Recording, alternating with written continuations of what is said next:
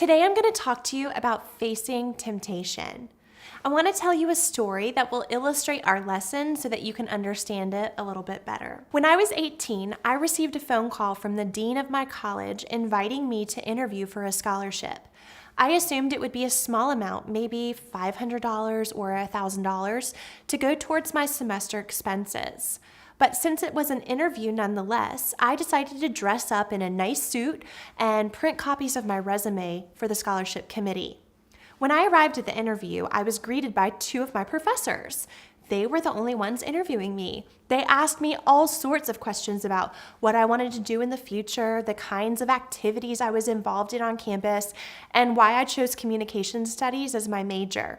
It was a brief interview, maybe 20 minutes. At the end of our time together, they asked if I'd like details of the scholarship. I said, sure, I'd love to know more.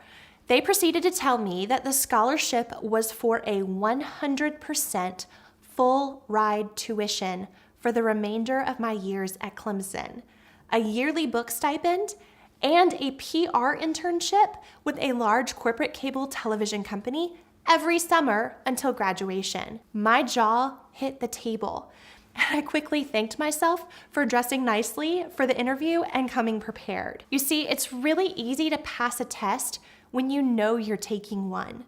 But what about when you don't know you're being tested, like my high-stakes scholarship interview? So often, Christians think that God tempts us with evil. Let me be very clear. He does not. James 1 says, when tempted, no one should say, God is tempting me, for God cannot be tempted by evil, nor does he tempt anyone. But each one is tempted when, by his own evil desire, he is dragged away and enticed.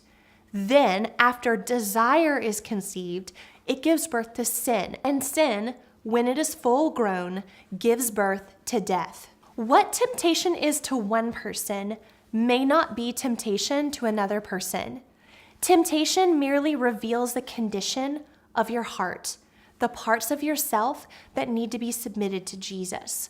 What God does do, however, is allow us to be exposed to things that may bring us to temptation so that we can learn what parts of ourselves don't have enough of Him applied to it.